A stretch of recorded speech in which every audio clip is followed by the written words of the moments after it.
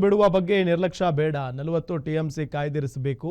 ಕುಡಿಯುವ ನೀರಿಗೆ ತೊಂದರೆ ಆಗದಂತೆ ನೋಡಿಕೊಳ್ಳಬೇಕು. ಜೊತೆಗೆ ಬೆಳೆಗಳಿಗೆ ಕೂಡಲೇ ನೀರು ಒದಗಿಸುವ ಕೆಲಸ ಆಗಬೇಕು.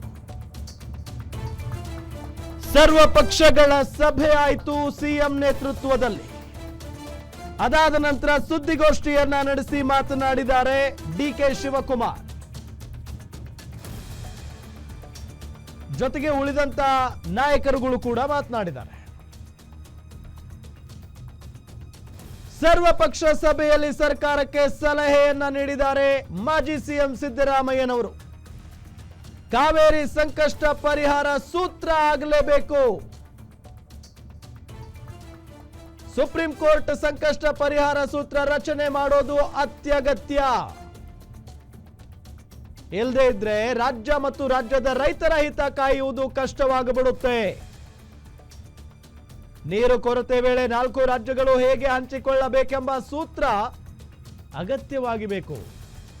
ನಾವು ಸಂಕಷ್ಟ ಪರಿಹಾರ ಸೂತ್ರಕ್ಕೆ ಒತ್ತಾಯಿಸಬೇಕು ಅಂತ ಸಿದ್ದರಾಮಯ್ಯನವರು ಹೇಳಿಕೆಯನ್ನ ಕೊಟ್ಟಿದ್ದಾರೆ ಅಥವಾ ಸಲಹೆಯನ್ನ ಕೊಟ್ಟಿದ್ದಾರೆ. ರೈತರ ಬೆಳೆಗಳಿಗೆ ಕೂಡಲೇ ನೀರನ್ನ ಒದಗಿಸಬೇಕು. ಈ ವಿವಾದ ಆಗಾಗ ಎದುರಾಗೋದ್ರಿಂದ ಸರ್ಕಾರಕ್ಕೆ ತಲೆನೋವು ಇದೆಯಲ್ಲ, ಅದು ತಪ್ಪಿದ್ದಲ್ಲ. ಹೀಗಾಗಿ ಶಾಶ್ವತ ಹಾಗೂ ವೈಜ್ಞಾನಿಕವಾದಂತಹ ಪರಿಹಾರ ಸೂತ್ರ ಬೇಕಾಗಿದೆ. ಸರ್ವಪಕ್ಷ ಸಭೆಯಲ್ಲಿ ಸರ್ಕಾರಕ್ಕೆ ಸಲಹೆಯನ್ನ ಕೊಟ್ಟಿದ್ದಾರೆ ಮಾಜಿ ಸಿಎಂ ಸಿದ್ದರಾಮಯ್ಯನವರು. ಇವತ್ತಿನ ಈ ಸಭೆ ಮೇಲೆ ಬಹಳಷ್ಟು ಒಂದು ಕುತೂಹಲ ಯಾಕೆ ಅಂತ ಅಂದರೆ, ಇಲ್ಲಿ ಮಾಜಿ ಸಿ ಎಂಗಳೇ ಜಾಸ್ತಿ ಜನ ಬಂದಿರುವುದು ಎಲ್ಲ ಪಕ್ಷಗಳಿಂದ, ಜೊತೆಗೆ ಘಟಾನುಘಟಿ ನಾಯಕರೆಲ್ಲ ಬಂದಿದ್ದರು. ಸೊ ಆ ನಿಟ್ಟಿನಲ್ಲಿ ಏನೆಲ್ಲ ಚರ್ಚೆ ಆಗಬಹುದು ಇವತ್ತು ಅನ್ನೋದಕ್ಕೆ ಒಂದು ಉತ್ತರ ಅಂತೂ ಸಿಕ್ಕಿದೆ ಈಗ ಒಂದು ಪ್ರಶ್ನೆಗೆ. ಸೊ ಅದರಲ್ಲೂ ಭಾಳ ಪ್ರಮುಖವಾಗಿ ಸಿದ್ದರಾಮಯ್ಯನವರು ಈಗಾಗಲೇ ಸಲಹೆಯನ್ನು ಕೊಟ್ಟಿದ್ದಾರೆ ಸರ್ಕಾರಕ್ಕೆ. ರೈತರಿಗೆ ಮೊದಲು ಅಥವಾ ಬೆಳೆಗಳಿಗೆ ಮೊದಲು ನೀರನ್ನು ಕೊಡಬೇಕು. ಯಾಕೆ ಅಂತ ಅಂದರೆ, ಈ ಕಾವೇರಿ ನೀರನ್ನು ನಂಬಿಕೊಂಡು ಬೆಳೆ ಬೆಳೆಯುವಂಥ ರೈತರಿಗೆ ನಮ್ಮ ಕರ್ನಾಟಕ ಸರ್ಕಾರ ಒಂದು ಆದೇಶವನ್ನು ಹೊರಡಿಸಿತ್ತು ಅಥವಾ ಒಂದು ಕಿವಿ ಮಾತನ್ನು ಹೇಳಿತ್ತು.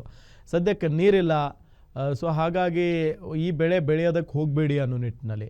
ಅದಕ್ಕೆ ರೈತರು ಕೂಡ ನಮ್ಮ ಮುಖ್ಯಮಂತ್ರಿಗಳೇ ಹೇಳಿದಾರಲ್ವಾ ಅಂತ ಹೇಳಿ ಸುಮ್ಮನೆ ಇದ್ದರು. ಬಟ್ ಈಗೇನಾಗ್ತಾ ಇದೆ, ಕೇರಳ ಜೊತೆಗೆ ಕೊಡಗು ಭಾಗದಲ್ಲೆಲ್ಲ ಸಿಕ್ಕಾಪಟ್ಟೆ ಮಳೆ ಆಗಿದ್ದರಿಂದ KRS ಜಲಾಶಯಕ್ಕೆ ನೀರು ಸಾಕಷ್ಟು ಪ್ರಮಾಣದಲ್ಲಿ ಹರಿದು ಬರ್ತಾ ಇದೆ. ಮತ್ತೊಂದು ಕಡೆ ಕಬಿನಿ ಜಲಾಶಯವೂ ಕೂಡ ತುಂಬಿದೆ.